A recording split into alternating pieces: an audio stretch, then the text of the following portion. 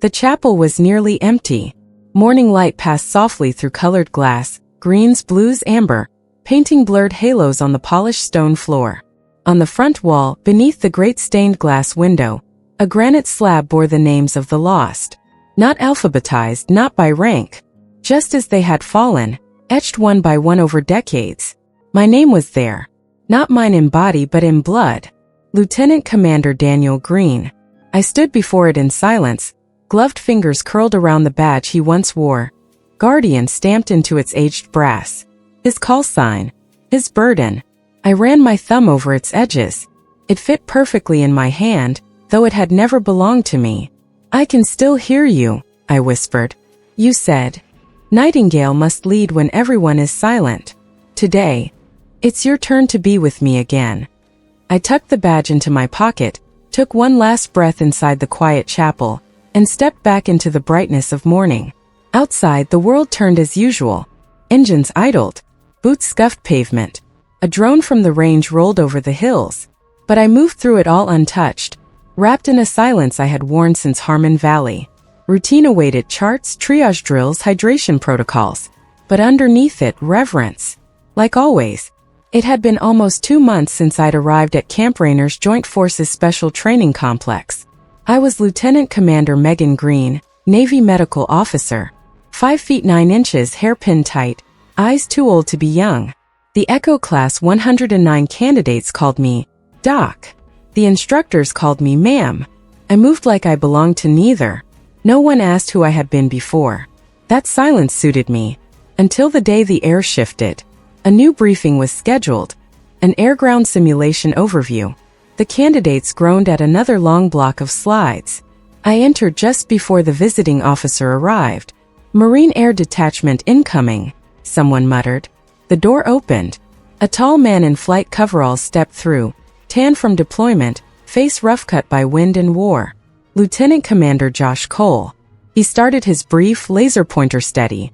But halfway through he looked up, saw me standing near the back and froze mid-sentence. Permission to speak freely, ma'am? The room stiffened. Nightingale. Is that really you? Everything fell silent. Eyes turned to me. They didn't understand the name. But he did. He stepped forward, tone quiet now. She led us out of Harmon Valley. She's why anyone made it back. I didn't respond. Just gave a small nod. Quiet permission. I could feel the badge in my pocket. A wait. A return. For the first time since I arrived, someone spoke the name I had buried. Not in tribute. Not in legend. But in memory. After the briefing ended, they filed out, slowly murmuring. No one looked at me directly. They looked at him instead. Lieutenant Commander Cole stood alone for a moment near the console, silent now. He hadn't finished his notes. I waited until the room emptied. He approached, cautiously, as if he might break something. I didn't know you were alive, he said. No one told us. They weren't supposed to. He nodded, quietly accepting what I didn't explain. Harmon Valley, he said, voice just above a whisper. You carried Sweeney through 40 meters of open ground under sniper fire. We thought after the crash we thought you were gone. I didn't look at him. Just answered plainly. Burned. 2 months. Medevaced under blackout. Classified after action. Sealed. He was quiet a while, hands on his hips. That explains why they kept saying Nightingale wasn't real. I offered him a small look.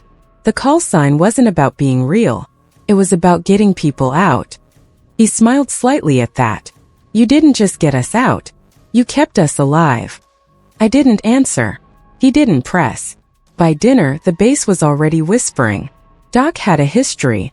Ma'am had stories. Echo 109 began to glance sideways when I passed. Some of them stood a little straighter. Others kept their distance. It didn't matter. I kept my schedule. Early runs. Equipment checks. Emergency simulations. Quiet nights. But the silence was no longer empty.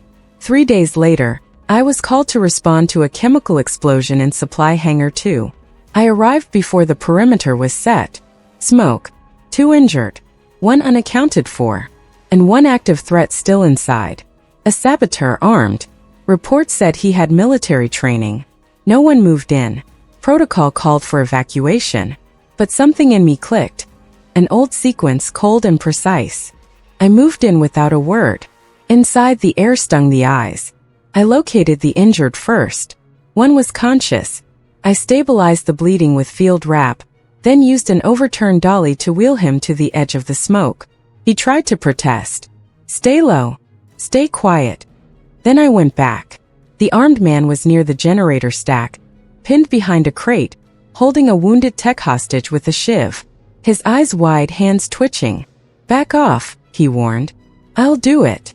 I know, I said. I dropped my bag, kept walking. I've got nothing to lose, he shouted. You've got a pulse. That's enough. He lunged. Fast. But I was faster. My elbow cracked his wrist. The shiv clattered. I swept his legs. Down. He reached for his belt, some kind of trigger device, but I knelt on his wrist before he could reach it. My knee dug into his sternum. His breath left him. I pressed 2 fingers to his neck. Still breathing. I bound his hands with my gauze, then treated the gash across his scalp, checked for a concussion, stabilized his spine. When the med team finally rushed in, I stood back and radioed in. Nightingale neutralized target. No friendly injuries. Requesting secure transfer. No one moved for a second. Then the team surged forward. Outside, someone clapped, but I ignored it. I turned to the watch commander. I'll file the report. His expression was stunned. You treated him? I nodded. Always. Every life. They didn't know what to do with that. Later in the locker room, I sat alone. Then a knock. Lieutenant Commander Cole stepped in, holding a printed photograph, grainy, faded. You remember this? It was the evac map of Harmon Valley, the one we scrawled our escape route on in blood. I nodded. 3rd corridor to the West Ridge. Night lift. Every time I see this, he said, I think of what we owe. I looked at him. You don't owe. He shook his head. But I remember. He left it on the bench beside me. The next week, Echo Class 109 shifted tone. I was asked to lead final phase tactical med simulations, not just as medical officer but as scenario lead. We trained under fire. We practiced live. I taught them to work under pressure, not just to save but to command, to decide. I gave them pieces of the Guardian badge to hold on to during the stress tests. Metal tokens engraved with their call numbers. If they passed under pressure, they kept them. If not, they returned them to me. I didn't scold. I just asked them to try again. One by one, they came to know the silence, not as fear but as clarity, the way I had.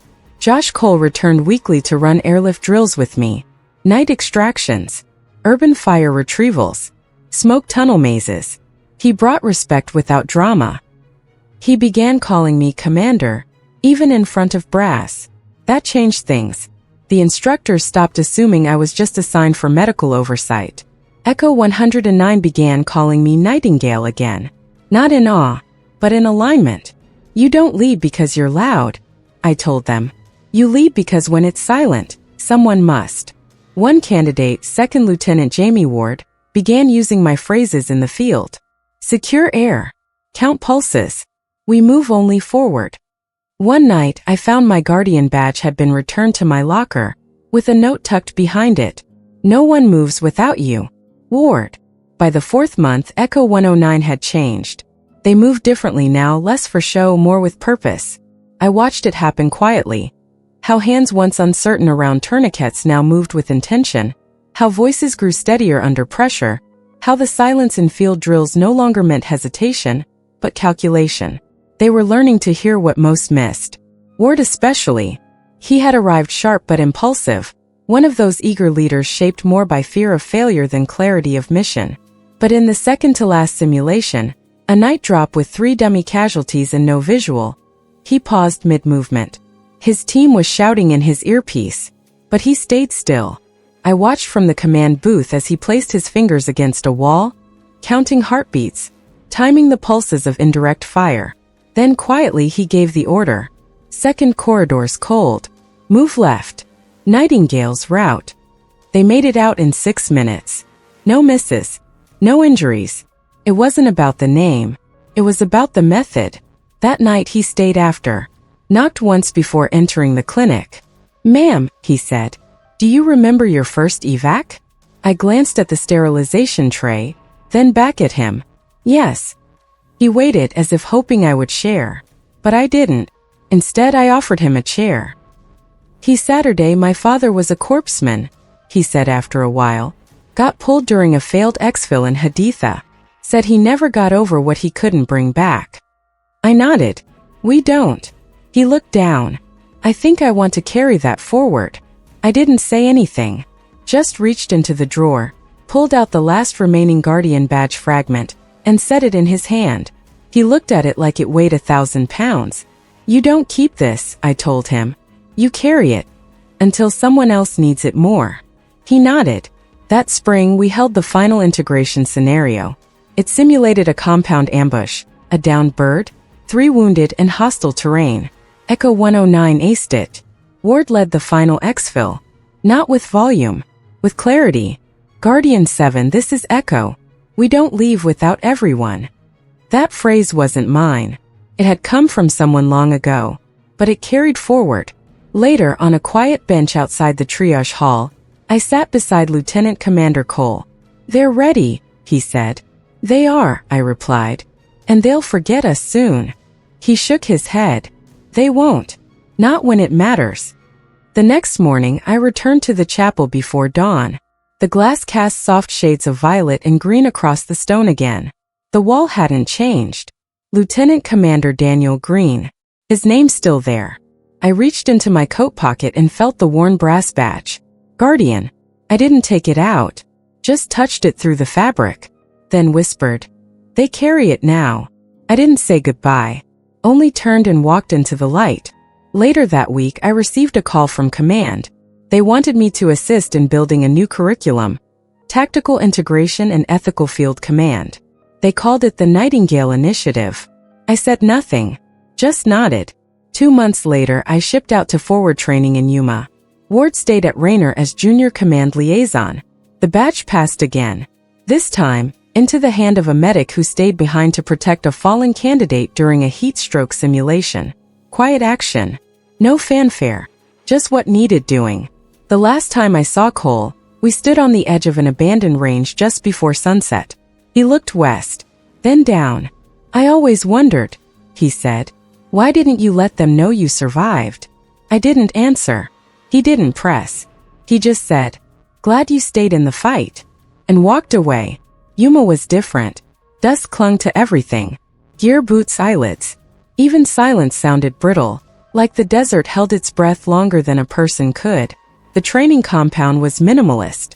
Concrete structures, rusting vehicles, and dirt that carried the weight of 100 failed simulations. Candidates came here to be broken, tested, sharpened. But no one expected a Navy officer to walk in and start rewriting doctrine. I arrived under orders to advise, not to command. That was how they phrased it. Observe, assist, refine medical protocol.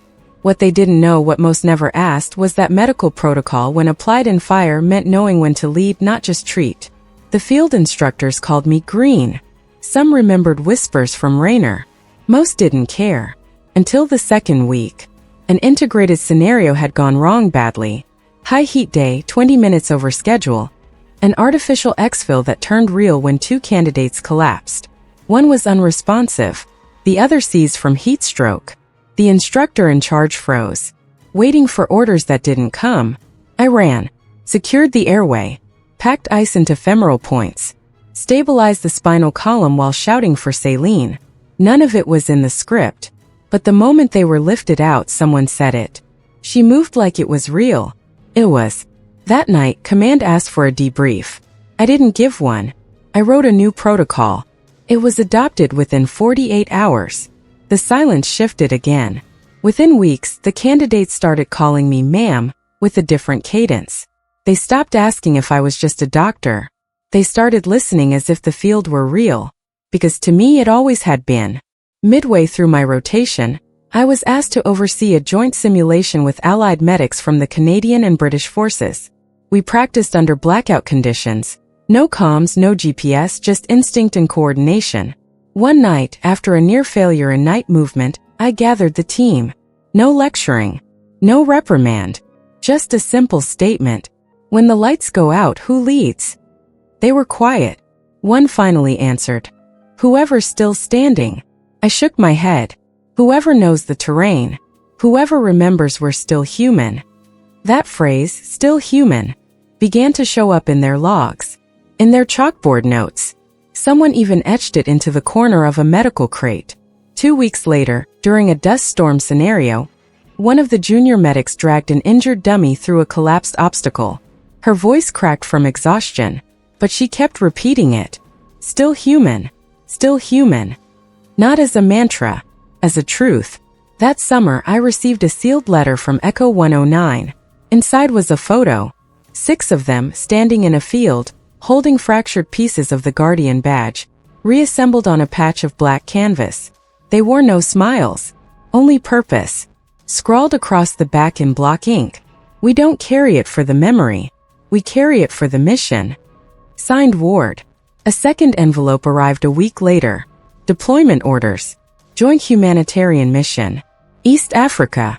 Region destabilized after a collapsed dam led to flooding, civil unrest, and total blackout.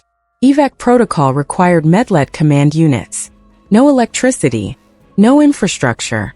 Just judgment. I packed without hesitation. I didn't bring the badge. I didn't need it. But I did tuck the photograph into my chest pocket. We landed at night. Relief operations were stalled. The camp was half mud, half fear. Families crowded under tarps, and a mobile generator rattled against the wind. The NGO team had suffered a raid 2 nights prior. No casualties, but morale was low. I walked the perimeter, counted supply crates, spoke with 2 interpreters, quiet, observant, listening more than speaking. Then someone said, "You're Navy. What are you doing here?" I replied, "Learning who needs leading." The crisis deepened. A rebel unit occupied a village upstream. Our medevac route became compromised. The local guides refused to travel by night. Command wanted us to wait. But a mother arrived at the gates carrying her child. 3rd-degree burns.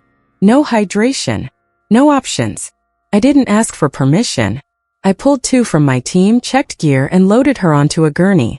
The river crossing would take 12 hours. We left at 0400. Every hour we radioed in.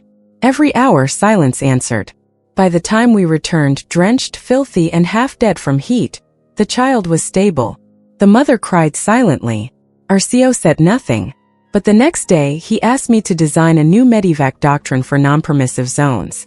I titled it, Still Human. Evacuation Ethics When Command Breaks Down. The month ended quietly. On the final day, one of the local interpreters, an old man who had barely spoken more than a few words to me, handed me a scrap of leather. Burned into it was a single word. Guardia. He didn't explain. He didn't need to.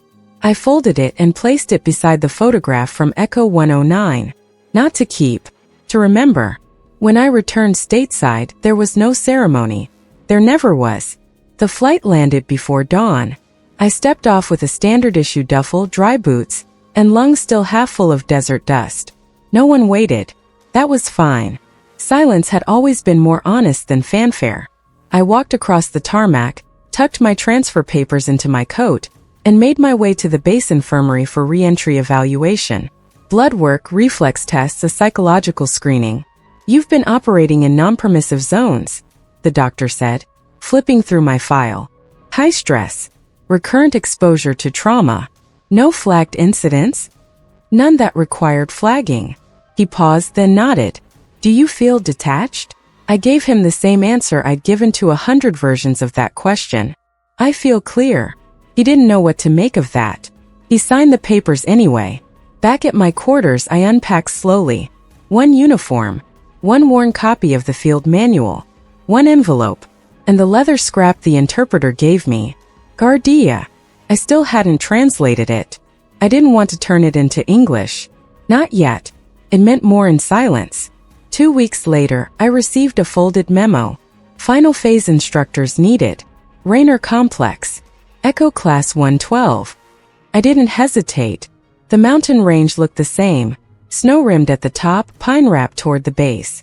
The air thinner but familiar. It was midwinter. The training grounds were half frozen, half mud.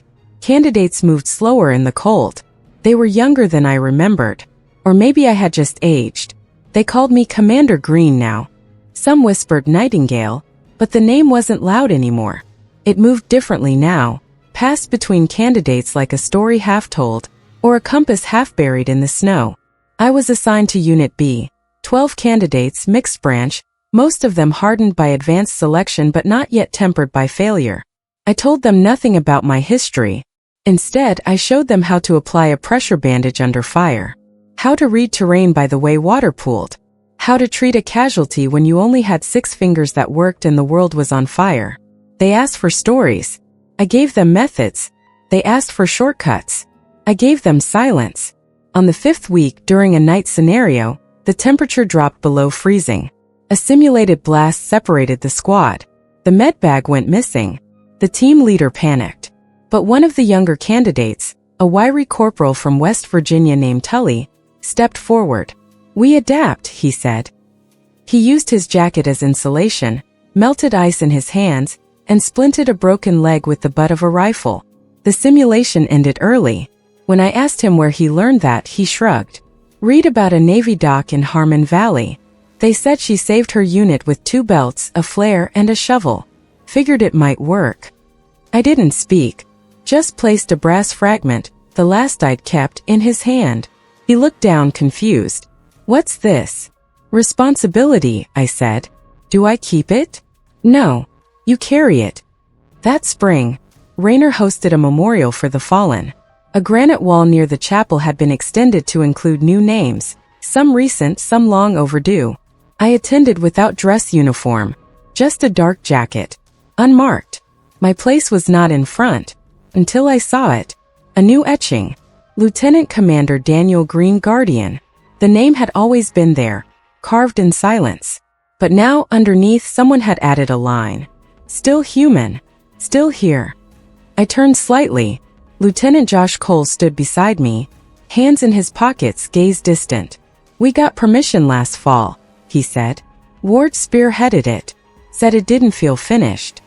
I nodded once. Couldn't speak. "He also started a scholarship fund," Cole added, "for medics entering field command roles. They call it the Nightingale Grant." I closed my eyes for a moment. Let the silence settle.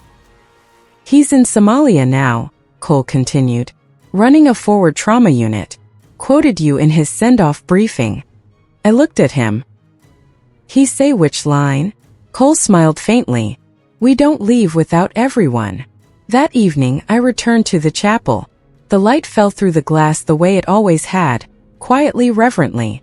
I sat in the back, coat still buttoned, the weight of the badge faint in my pocket. I didn't pray. I remembered. Every face. Every name. Every silent second where I had moved because someone had to. There is no glory in it. Only the quiet. The steadiness. The knowing. Outside, the air began to shift.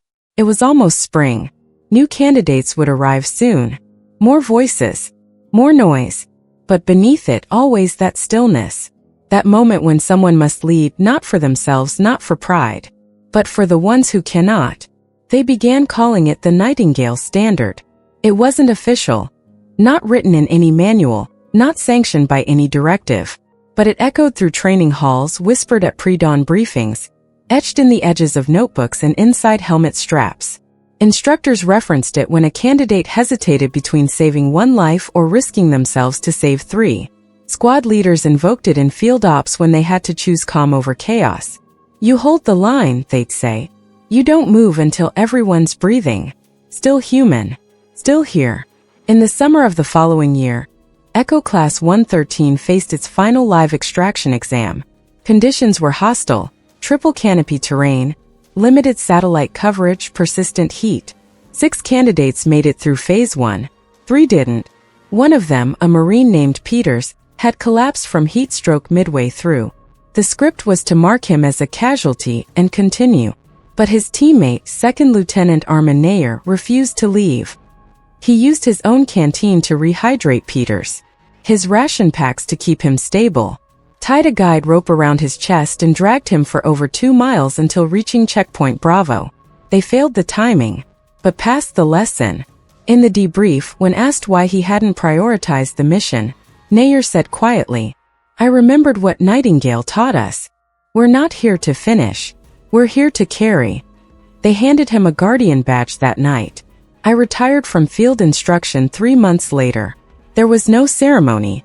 I cleared my locker, left behind a sealed envelope with the remaining badge fragments and a note. "Pass these only when it matters. Don't give them to heroes. Give them to the steady."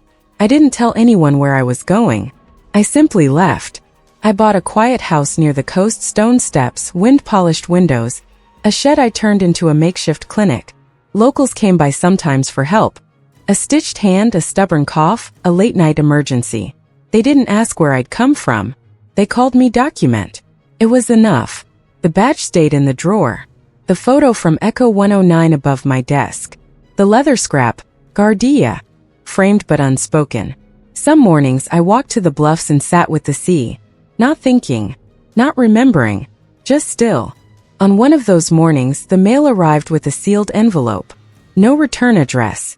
Inside, a unit patch from Task Force Kilo Delta, and a note in Ward's handwriting. "In Mogadishu, our evac was compromised. 2 wounded, 3 under fire. We had no airlift window." Then one of the Somali medics, we trained him 6 months ago, stepped forward.